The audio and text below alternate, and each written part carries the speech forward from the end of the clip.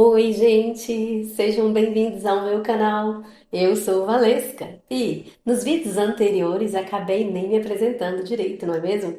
E sei que muita gente ficou curiosa para saber quem está por trás dessa voz.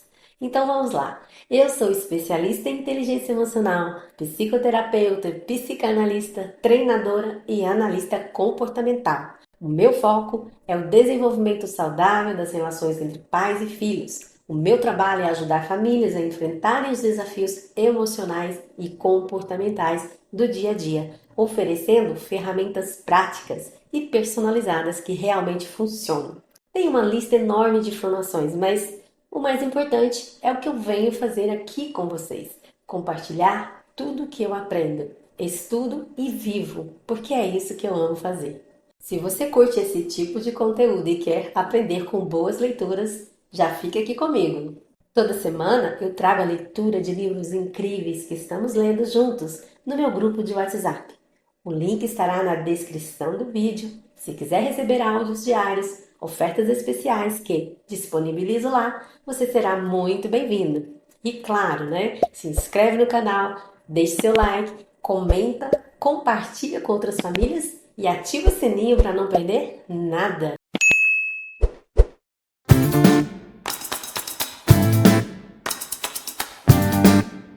Então, o que eu tinha dito há pouco é que as áreas cerebrais da visão e das partes do corpo são compartimentalizadas em lugares diferentes, mas podem encolher ou ampliar-se em relação umas às outras durante o desenvolvimento, dependendo do quanto os sentidos sejam usados. Em termos estruturais, o cérebro humano se divide em 4 tipos de lobos: frontais, no alto, parte anterior; parietais, no alto, parte posterior; temporais, nas laterais; e occipitais, parte posterior. O cérebro apoia-se sobre o tronco cerebral que se liga à medula espinhal. Na parte posterior do cérebro, o cerebelo regula a padronização e a coordenação motoras, e os lobos occipitais abrigam o córtex visual. Os lobos parietais contêm áreas de associação e também os córtices motor e sensorial, que incluem o homúnculo da figura 2. Os lobos temporais incluem áreas envolvidas na regulação das emoções e da sexualidade. A linguagem também se localiza neles, mais especificamente no hemisfério dominante. O lobo temporal esquerdo nas pessoas destras e em 85% das pessoas canhotas, e o lobo temporal direito no pequeno grupo de canhotos verdadeiros.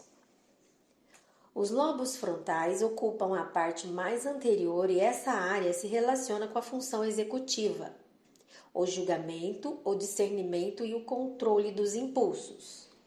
É importante observar que, como o cérebro amadurece de trás para frente nos anos da adolescência, os lobos frontais são os menos maduros e menos conectados em comparação com os outros lobos. O cérebro é dividido em regiões especializadas para cada um dos sentidos. A área ligada à audição, ou córtex auditivo, situa-se nos lobos temporais. O córtex visual encontra-se nos lobos occipitais e os lobos parietais abrigam o movimento e as sensações nos córtices motores e sensoriais, respectivamente. Outras partes do cérebro nada têm a ver com os sentidos, e o melhor exemplo disso são os lobos frontais, que compõem mais de 40% do volume total do cérebro humano, mais do que em qualquer outra espécie animal. Os lobos frontais são a sede de nossa capacidade de gerar discernimento, juízo, abstração e planejamento. São a fonte da consciência de nós mesmos e de nossa capacidade de avaliar perigos e riscos, de modo que usamos essa área do cérebro para escolher com sensatez os cursos de ação. Por isso é comum dizer que os lobos frontais abrigam a função executiva do cérebro humano. Os lobos frontais do chimpanzé são os que mais se aproximam dos humanos em termos de tamanho, mas ainda compõem apenas cerca de 17% do volume total do seu cérebro.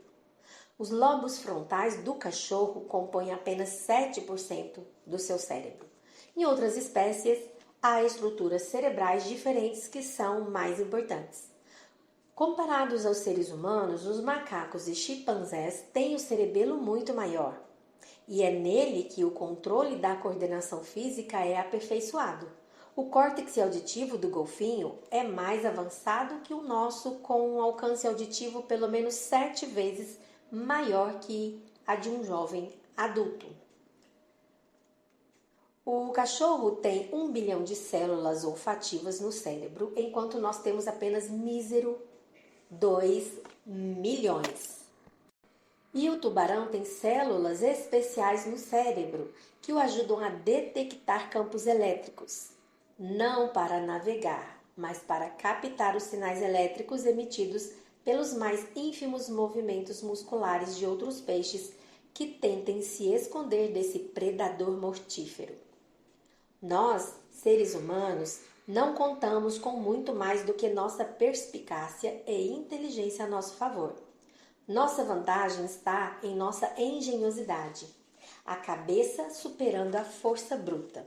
Ocorre que essa vantagem é a que leva mais tempo para se desenvolver, pois a conectividade que entra e sai dos lobos frontais é a mais complexa e a última a amadurecer por completo. Assim, essa função executiva se desenvolve devagar. Com certeza não nascemos com ela. Então, em que ordem todas essas regiões cerebrais se ligam entre si durante a infância e a adolescência? Isso nunca poderia ser descoberto antes do advento das técnicas modernas de obtenção de imagens. As novas formas de escaneamento, chamado de imagens por ressonância magnética, podem não apenas nos dar retratos precisos do cérebro, no interior do crânio, mas também nos mostrar conexões entre regiões diferentes. Melhor ainda, um novo tipo de ressonância magnética, chamada ressonância magnética funcional, pode efetivamente nos mostrar quais áreas cerebrais acionam outras. Assim, podemos de fato ver se as áreas se disparam juntas, se as áreas que disparam juntas são interconectadas.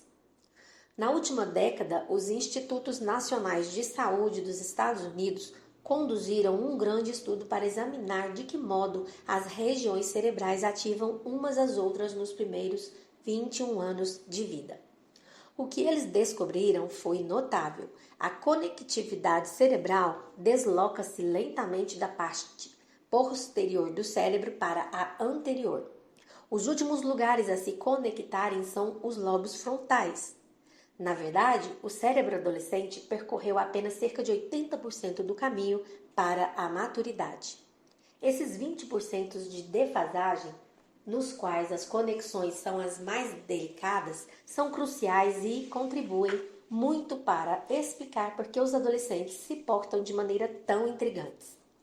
As oscilações de humor, a irritabilidade, a impulsividade e o caráter explosivo, a capacidade de concentração, de irem até o fim e de se ligarem aos adultos e a tentação de consumir drogas e álcool e praticar outras condutas arriscadas. Quando pensamos em nós mesmos como adultos inteligentes e civilizados, realmente temos que agradecer as partes frontais e pré-frontais do córtex. Como os adolescentes não estão propriamente a todo vapor em matéria de lobos frontais, não devemos nos surpreender com as histórias que ouvimos e lemos diariamente sobre erros e acidentes trágicos envolvendo jovens dessa faixa etária. Esse processo não está realmente concluído ao final da adolescência e, como resultado, os anos da universidade continuam a ser um período vulnerável.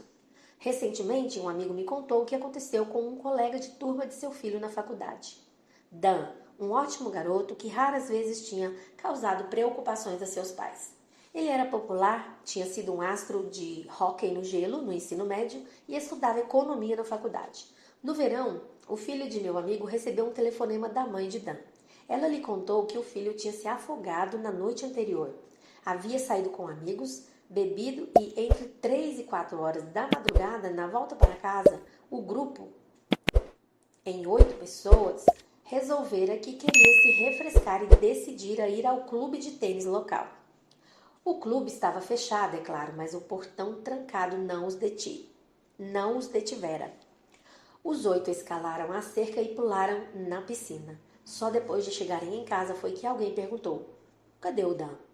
Ao voltarem correndo ao clube, eles encontraram o amigo boiando de bruços na água. O médico legista declarou que a causa da morte tinha sido afogamento acidental, decorrente de intoxicação aguda por álcool. Meu Deus. Uma das reportagens que li me fez balançar a cabeça.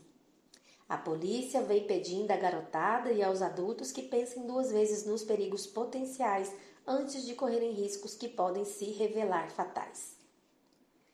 Pensem 2 vezes. Que irônico. Quantas vezes todos nós já dissemos isso a nossos filhos e filhas adolescentes? Muitas. Mesmo assim, tão logo soube de Dan, chamei meus filhos para lhes contar essa história. Vocês precisam se lembrar disso, eu disse. É isso que acontece, beber e nadar não combinam. Tampouco a decisão de escalar uma cerca no meio da madrugada. Ou de pular em uma piscina com 7 amigos igualmente bêbados. O modo como os pais lidam com essas histórias trágicas e falam delas com seus filhos é crucial. Não deve ser do tipo, nossa, que bom que não foi meu filho. Nem, meu filho adolescente jamais faria isso, porque nunca se sabe. Em vez disso, você deve ser proativo. Precisa encher a cabeça deles de histórias reais, consequências reais e repetir no jantar, depois do treino de futebol, antes das aulas de música e sim, até quando eles reclamam de já ter ouvido tudo isso. Você deve lhes lembrar, essas coisas podem acontecer a qualquer momento e são muitas as situações diferentes capazes de lhes trazer problemas e acabar. Razões porque a repetição é importantíssima, encontra-se no desenvolvimento do cérebro adolescente. Uma das funções executivas dos lobos frontais consiste em algo chamado memória prospectiva, que é a capacidade de reter na mente a intenção de praticar determinada ação no futuro. Por exemplo, lembrar-se de retornar uma ligação telefônica ao chegar do trabalho em casa. Os pesquisadores descobriram não só que a memória prospectiva está muito associada aos lobos frontais, mas também que ela continua a se desenvolver e se torna mais eficiente especificamente entre os 6 e os 10 anos de idade, e depois, mais uma vez, na casa dos 21 anos. Entre os 10 e os 14 anos, contudo, os estudos não revelam qualquer melhora significativa. É como se essa parte do cérebro, a capacidade de nos lembrarmos de fazer algo, simplesmente não acompanhasse o resto do crescimento e desenvolvimento da adolescência. Os lobos parietais, situados logo atrás dos lobos frontais, contêm áreas associativas e são cruciais para a capacidade de trocarmos de tarefas, algo que também amadurece tardiamente no cérebro adolescente. Trocar de tarefas é quase uma necessidade constante nesse mundo atual de sobrecarga de informações, especialmente ao considerarmos o fato de que a execução de tarefas múltiplas, fazer 2 coisas cognitivamente complexas ao mesmo tempo, é, na verdade, um mito. Mascar chiclete e fazer qualquer outra coisa não constitui um exercício de tarefas múltiplas, porque mascar chiclete não envolve um foco cognitivo real. Falar ao celular e dirigir, entretanto, envolvem, sim, uma concentração cognitiva. Por haver limites para o número de coisas em que o cérebro humano é capaz de se concentrar num dado momento, quando alguém se dedica a múltiplas atividades cognitivamente significativas, como conversar e dirigir, o cérebro deve oscilar constantemente entre essas 2 tarefas. E, quando o faz, nenhuma das 2 se realiza de maneira particularmente boa. Os lobos parietais ajudam os lobos frontais a se concentrarem, porém há limites. O cérebro humano é tão bom nesse malabarismo que dá a impressão de estarmos executando duas tarefas ao mesmo tempo. Mas a realidade não é essa.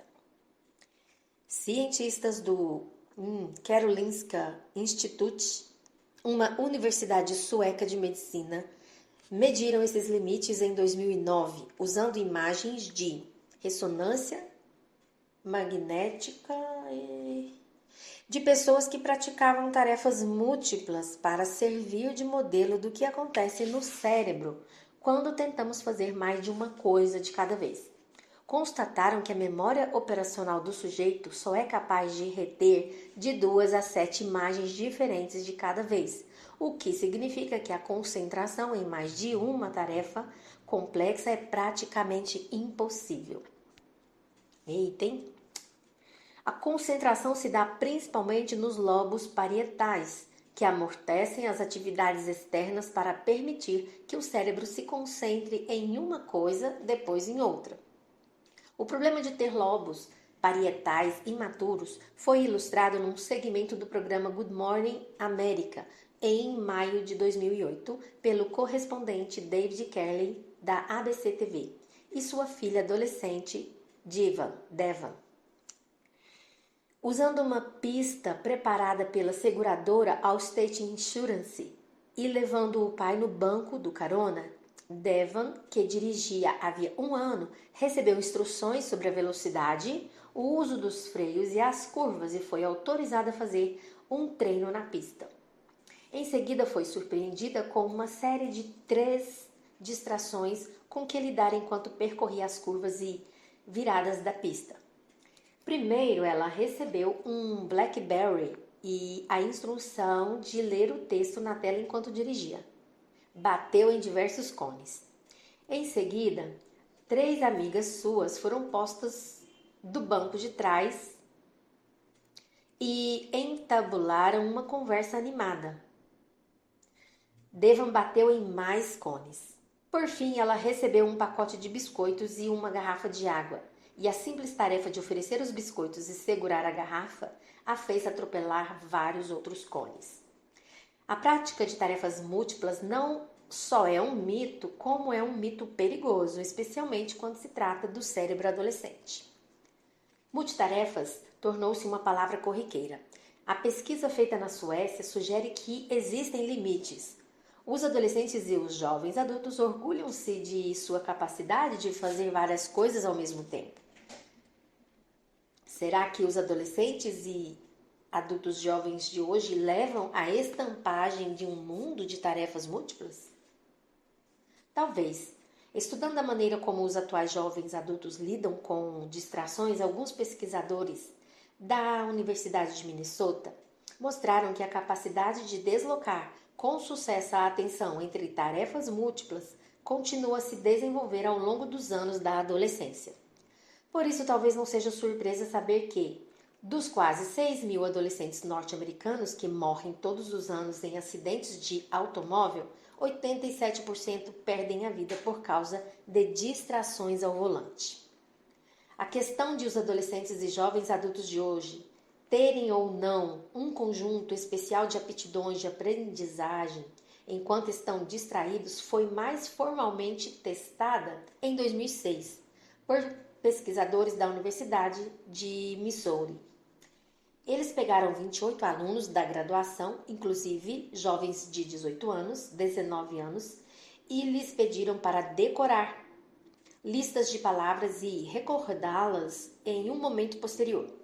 Para verificar se as distrações afetavam a sua capacidade de memorização, os pesquisadores pediram que os alunos executassem uma tarefa concomitante: ordenar sequências de letras com base na cor, pressionando as teclas de um teclado de computador. Essa tarefa foi solicitada em 2 situações: quando os estudantes estavam decorando as listas de palavras e quando as estavam repetindo para os pesquisadores.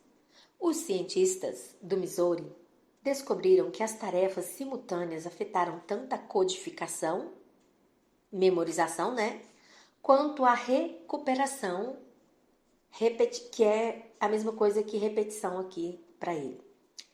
Quando a tarefa do teclado foi solicitada enquanto os estudantes tentavam recordar as palavras previamente memorizadas, o que se assemelha a fazer um teste ou uma prova, houve um declínio de 9 a 26% em sua capacidade de memorizar as palavras. O declínio foi ainda maior quando a tarefa concomitante para distraí-los ocorreu durante a memorização, caso em que o desempenho despencou de 46% a 59%. Esses resultados certamente têm implicações para o quarto de dormir dos adolescentes nas noites em que é preciso fazer deveres de casa. Lembro-me, sem muita alegria, de quando entrava no quarto dos meus filhos na hora dos deveres noturnos e os encontrava com a televisão ligada, fones de ouvidos ligados a iPods e trocando mensagens com alguém no canto inferior da tela do computador, ao mesmo tempo em que conversavam por mensagens com alguém em seus iPhones. Não era problema, protestavam eles, quando eu sugeria que se concentrassem no trabalho de casa e me garantiam que sua revisão da matéria para as provas do dia seguinte não era afetada em nada pelas outras 32 coisas que estavam fazendo ao mesmo tempo. Não engoli essa conversa. Assim, respaldei minha argumentação com os dados da Universidade do Missouri. E coloquei a figura 5 neste livro para o caso de você querer usá-la para frisar a mesma ideia ao seu adolescente.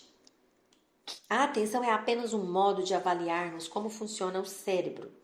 Há muito mais sobre a calota craniana do que apenas os 4 lobos, de modo que, voltando à figura 3, comecemos pela parte posterior, onde encontramos o tronco cerebral bem na base do cérebro, ligado à medula espinhal.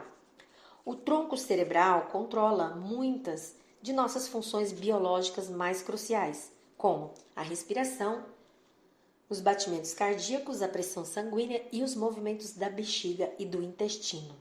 O tronco cerebral funciona no automático, você nem tem consciência do que ele faz e, em circunstâncias normais, não o controla voluntariamente. O tronco cerebral e a medula ligam-se às partes posteriores do cérebro por meio de áreas que são estações transmissoras, como o tálamo, situado logo abaixo do córtex. As informações provenientes de todos os sentidos fluem pelo tálamo para o córtex. Bem abaixo do córtex encontram-se estruturas chamadas de gânglios basais, que desempenham um papel importante na produção de movimentos coordenados e padronizados. Os gânglios basais são diretamente afetados pelo mal de Parkinson e respondem pelo tremor e pela aparência de imobilidade ou impossibilidade de movimento, que são os sintomas característicos dos pacientes parkinsonianos. Ao nos aproximarmos mais do córtex, encontramos estruturas que compõem juntas o chamado sistema límbico. Esse sistema está envolvido nas lembranças e também nas emoções.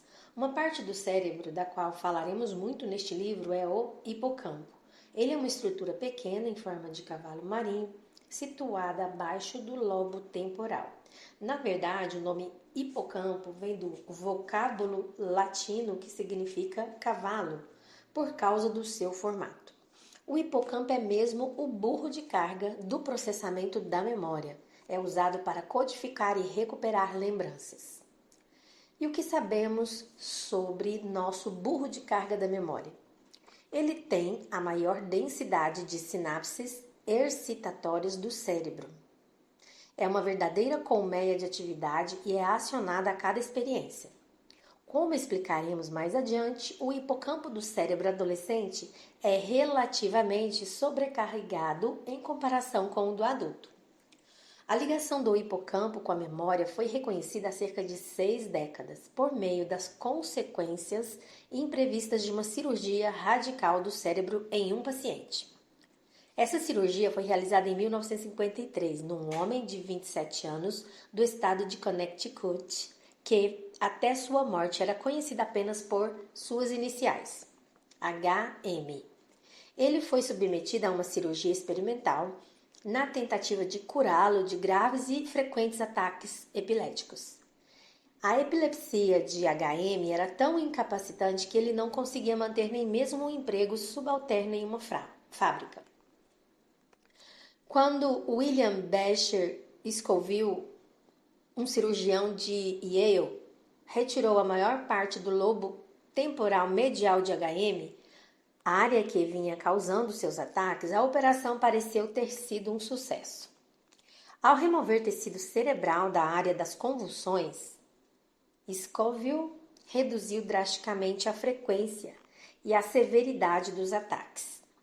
No processo, entretanto, também retirou grande parte do hipocampo de HM. O fato de o hipocampo ser crucial para a formação da memória era desconhecida na época. O caso de HM lançou muita luz sobre o assunto. O que ficou claro quando HM despertou da cirurgia foi que, embora seus ataques epiléticos houvessem praticamente desaparecido, o mesmo aconteceu com a sua capacidade de transformar memórias de curto prazo em memórias de longo prazo.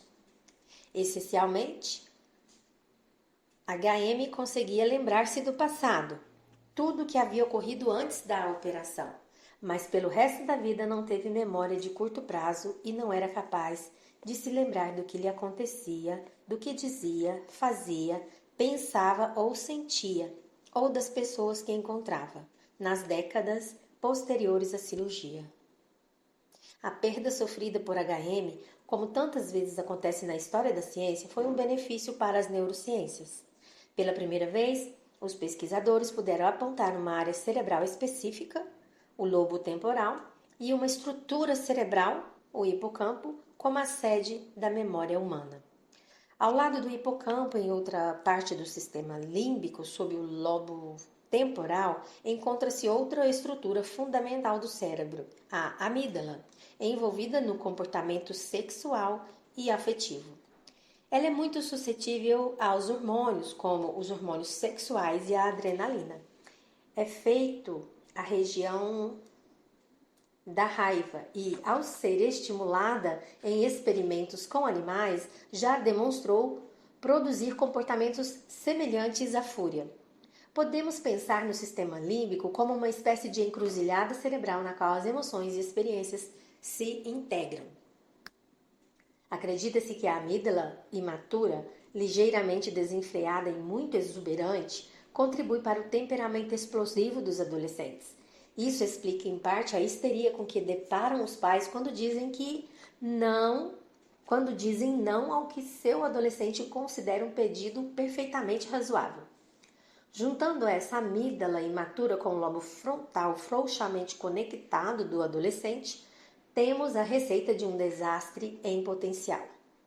Por exemplo, um paciente de 16 anos de um colega meu ficou tão enfurecido quando seus pais lhe disseram que dirigir era um privilégio para o qual ele ainda não estava habilitado e não um direito, que roubou a chave do carro e saiu de casa dirigindo. Mas não chegou muito longe. Esqueceu que a porta da garagem estava fechada e a arrebentou com o carro. Um de meus colegas também me disse que, por ter 3 filhas crescidas em vez de filhos, tinha poucas histórias terríveis de adolescentes para contar. Em seguida pensou melhor. Sim, houve aquele fim de semana em que estávamos fora e os 2 ou 3 amigos delas viraram uma festa que fugiu do controle. O que incluiu um assalto à nossa adega, uma batidinha de carro com o nosso vinho roubado no porta-malas e, quem sabe, um piercing no umbigo, do qual só fiquei sabendo anos depois de ele haver desaparecido.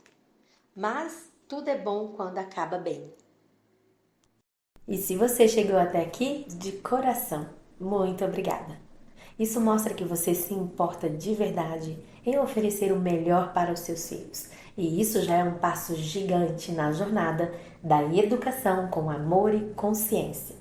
Se esse vídeo te ajudou de alguma forma, quero te pedir novamente, deixa o seu like, se inscreve no canal e ativa o sininho, porque aqui tem sempre conteúdo pensado com carinho para apoiar tanto você, mamãe, quanto você, papai. E tem mais um vídeo incrível aqui no canal que está aparecendo na tela agora. É só clicar e continuar. essa jornada com a gente. Um grande beijo e até o próximo vídeo.